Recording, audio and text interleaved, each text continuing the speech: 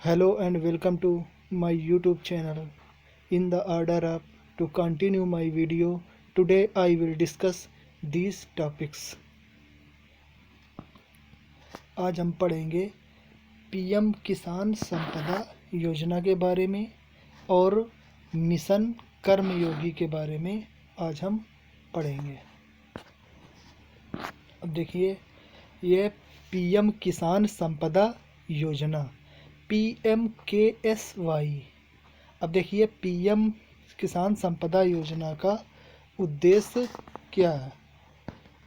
PM किसान संपदा योजना का उद्देश्य है प्रोसेसिंग को मॉडर्नाइज करना, मतलब कि जो प्रसंस्करण है उसको मॉडर्नाइज करना, और एग्री वेस्ट, जो एग्रीकल्चर वेस्ट है उसको कम करना, और एग्रीकल्चर को सप्लीमेंट करना। ये इसका उद्देश्य है पीएम किसान संपदा योजना का। अब देखिए, पीएम किसान संपदा योजना के 7 घटक इसके हैं। क्या हैं 7 घटक? तो पहला घटक है इसका मेगा फूड पार्क। फिर अगला इसका घटक है cold chain and value addition infrastructure. Cold chain and value addition infrastructure. तो ये देखिए क्या है, ये जो cold chain and value addition infrastructure है वो प्रधानमंत्री किसान योजना के तहत ये घटक योजना है, और जिसमें क्या है, स्टेट क्या है 35% सब्सिडी देती है कोल्ड स्टोरेज के लिए, और इसमें क्या है नॉर्थ ईस्ट और हिली स्टेट में सब्सिडी दी जाती है 50% की। अब देखिए अगला इसका पॉइंट क्या है, कृषि प्रसंस्करण समूहों के लिए बुनियादी ढांचा। और फिर इसका क्या है, बैकवर्ड एंड फॉरवर्ड लिंकेज। अब देखिए, बैकवर्ड एंड फॉरवर्ड लिंकेज के बारे में हम थोड़ा समझने का प्रयास करते हैं कि बैकवर्ड एंड फॉरवर्ड लिंकेज ये है क्या। अब बैकवर्ड लिंकेज का मतलब ये है कि जैसे फार्मिंग में, एग्रीकल्चर में फर्टिलाइज़र का प्रयोग किया गया तो जिससे उत्पादन बढ़ा, ये हो गया बैकवर्ड लिंकेज। फॉरवर्ड लिंकेज क्या है, अब जैसे उत्पादन बढ़ा तो उसके कोल्ड स्टोरेज तक पहुंचाना उसको, जिससे कि उसका सही तरीके से उपयोग किया जा सके, वस्तुएं खराब ना हो, ये इसका हो गया फॉरवर्ड लिंकेज। अब देखिए अगला पॉइंट क्या है, अगला पॉइंट है फूड प्रोसेसिंग सेक्टर को एक्सपेंड करना। फूड प्रोसेसिंग सेक्टर को एक्सपेंड करना। और फिर अगला पॉइंट इसका क्या है, food safety quality, food safety और क्वालिटी पर भी फोकस करना। अब फिर अगला पॉइंट, ह्यूमन रिसोर्स व इंस्टीट्यूशन पर काम किया जाए, ह्यूमन रिसोर्स व इंस्टीट्यूशन पर काम किया जाए।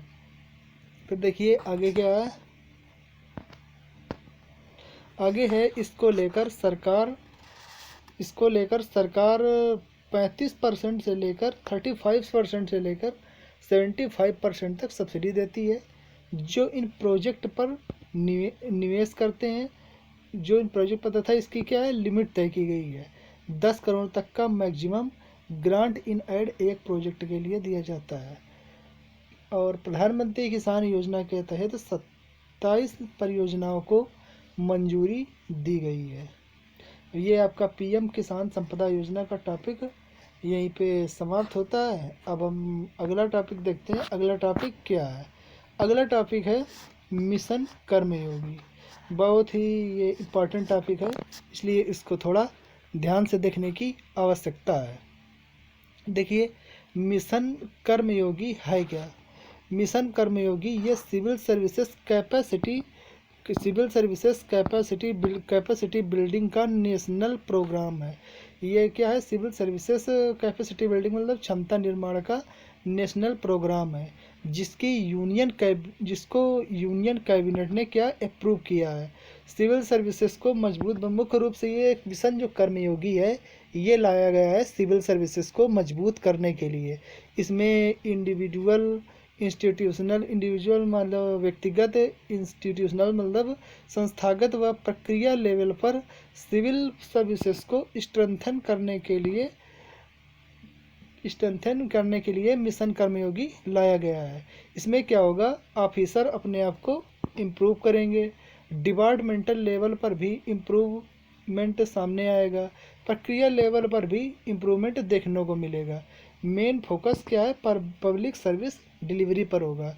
इसमें मतलब क्या है, सिविल सर्विसेज में इस तरीके से इम्प्रूवमेंट लाना जिससे कि पब्लिक सर्विस डिलीवरी अच्छी तरीके से हो सके। अब देखिए, मिशन कर्मयोगी का institutional framework and implementation of programme, मतलब कि जिसका ये मिशन कर्मयोगी का इसका संस्थागत ढांचा किस प्रकार का होगा और इसका कार्यान्वयन किस प्रकार से होगा, इसको हम आगे देखेंगे।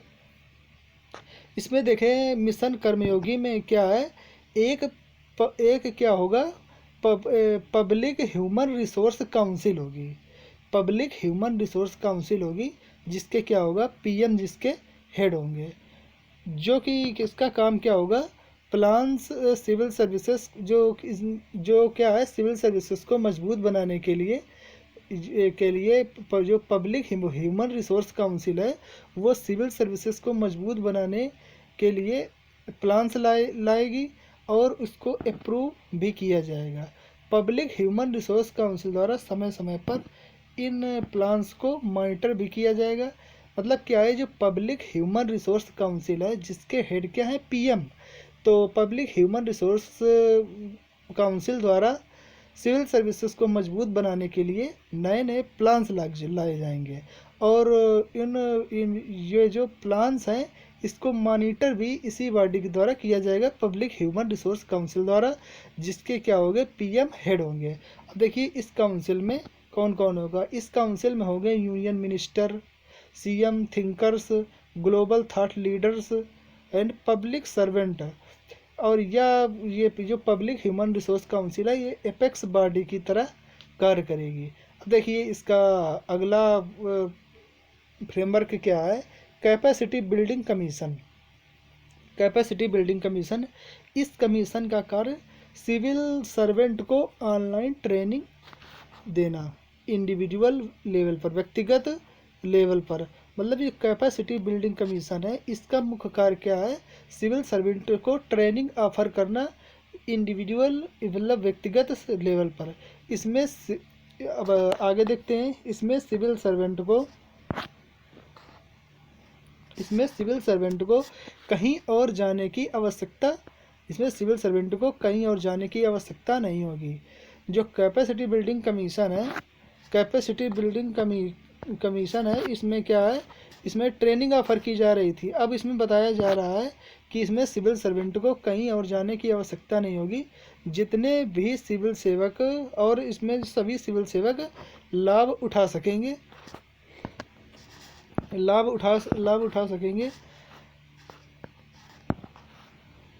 और जितने भी सेंट्रल ट्रेनिंग इंस्टीट्यूट हैं उनको सुपरवाइज करने का कार्य भी इसी कमीशन का होगा। सेंट्रल ट्रेनिंग इंस्टीट्यूट हैं तो उसको भी सुपरवाइज करेगी कैपेसिटी बिल्डिंग कमीशन। यह कमीशन, अब ये जो कैपेसिटी बिल्डिंग कमीशन है, ये commission public human resource council, जो मैंने पहले बताया था, पब्लिक ह्यूमन रिसोर्स काउंसिल जो बॉडी बताई थी, उसको असिस्ट करेगी। अब किन मामलों में असिस्ट करेगी,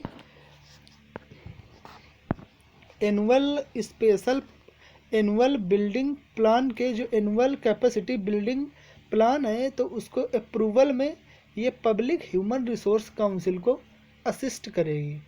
अब एक special purpose vehicle online learning platform को ऑपरेट करेगी। जो कैपेसिटी बिल्डिंग कमीशन है, तो स्पेशल पर्पज व्हीकल ये क्या है, ऑनलाइन लर्निंग प्लेटफार्म है, ये उसको ऑपरेट करेगी। यहाँ पर सिविल सेवक को world class learning content offer किया जाएगा। यह कोऑर्डिनेशन यूनिट के रूप में कार्य करेगी, जिसके अध्यक्ष सचिव होंगे, कैबिनेट सचिव जिसके अध्यक्ष होंगे। मतलब क्या बताया गया है कि यहाँ पे एक स्पेशल पर्पज व्हीकल जो ऑनलाइन लर्निंग प्लेटफार्म जो अभी पहले बताया था मैंने, तो उसको ऑपरेट करेगी स्पेशल पर्पज व्हीकल। और यहाँ पे सिविल सर्वेंट जो है उनको world class online learning content offer किया जाएगा। और ये एक कोऑर्डिनेशन यूनिट की तरह होगी और जिसके अध्यक्ष क्या होंगे, कैबिनेट सचिव होंगे। अब देखिए, guiding principle of the programme, कार्यक्रम के मुख्य मार्गदर्शक सिद्धांत क्या है, मतलब इसका क्या है। सबसे पहला पॉइंट इसमें क्या है, रूल बेस्ड सर्विस को रोल बेस्ड सर्विस में चेंज करना। फिर अगला पॉइंट, आप साइट लर्निंग की जगह ऑनलाइन लर्निंग साइट पर काम करने की बात की गई है। अगला पॉइंट, ऐसा इकोसिस्टम क्रिएट किया जा रहा है जहां पर शेयर्ड ट्रेनिंग इंफ्रास्ट्रक्चर देखने को मिले, जहां पर सभी सिविल सेवक एक शेयर्ड प्लेटफॉर्म पर ट्रेनिंग ले सकेंगे। सभी सिविल सेवा के पदों के लिए रोल डिफाइन किए जाएंगे और एक्टिविटीज़, क्या एक्टिविटीज़ वो करेंगे, अपने आप को कैसे बिल्डअप करना है इसके बारे में भी बताया जाएगा। सिविल सर्वेंट को एनुअल सब्सक्रिप्शन लेना पड़ेगा जिसमें लर्निंग मटेरियल होगा। जो ये जो ट्रेनिंग प्लेटफार्म है, यहाँ पे प्रत्येक सिविल सर्वेंट को एनुअल सब्सक्रिप्शन लेना पड़ेगा जिसमें लर्निंग मटेरियल मिलेगा। इसमें लर्निंग मटेरियल आपको मिलेगा, उसके लिए आपको कुछ रुपए देने पड़ेंगे, 431 रुपये पर प्रति ईयर। अब देखते हैं इसके आगे क्या है। इसके आगे पॉइंट है, पार्टनरशिप पार्टनरशिप भी की जाएगी best in class learning, partnership भी की जाएगी best in class learning content creator के साथ।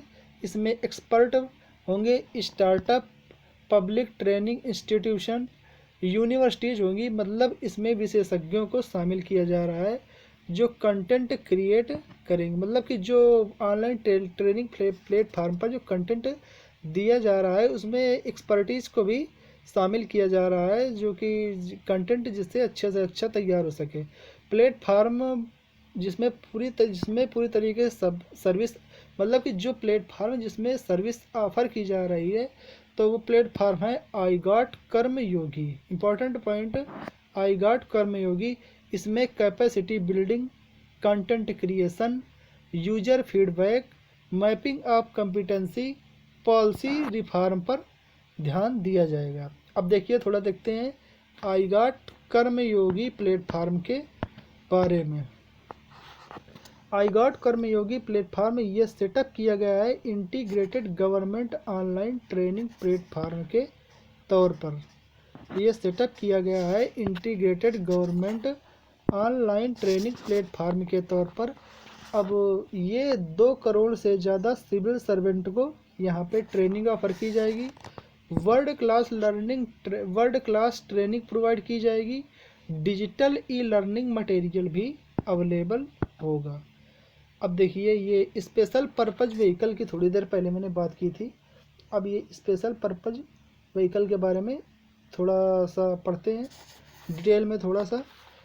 ये स्पेशल पर्पज व्हीकल है, इसे कंपनी अधिनियम 2013 की धारा 8 के तहत स्थापित किया गया है। यह एक नॉट फॉर प्रॉफिट कंपनी होगी। आईगॉट कर्मयोगी प्लेटफार्म को इसके द्वारा मैनेज किया जाएगा। जो आईगॉट कर्मयोगी प्लेटफार्म है उसको स्पेशल पर्पज व्हीकल के द्वारा मैनेज किया जाएगा।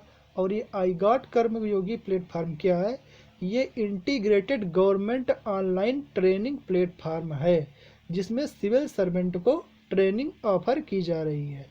अब इसमें देखते हैं इसके आगे, कंटेंट के क्रिएशन व ऑपरेशन पर कार्य करेगा। जो स्पेशल पर्पज व्हीकल है इसमें कंटेंट का क्रिएशन किया जाएगा और उसको ऑपरेशन किया जाएगा। जितने भी इसके अंदर रिसोर्स होंगे उसका कॉपीराइट इसी के पास होगा।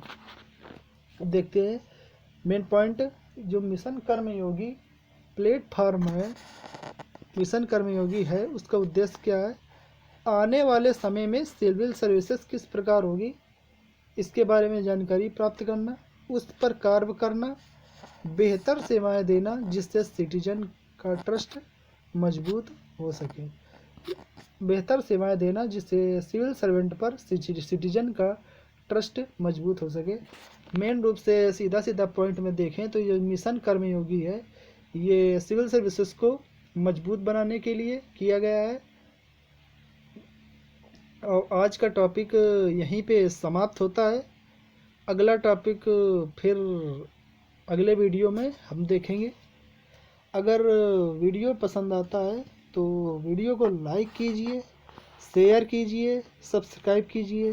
अगर नहीं पसंद आता है तो वीडियो को डिसलाइक कीजिए, लेकिन डिसलाइक करने का रीज़न कमेंट सेक्शन पर ज़रूर टाइप करें। Thank you.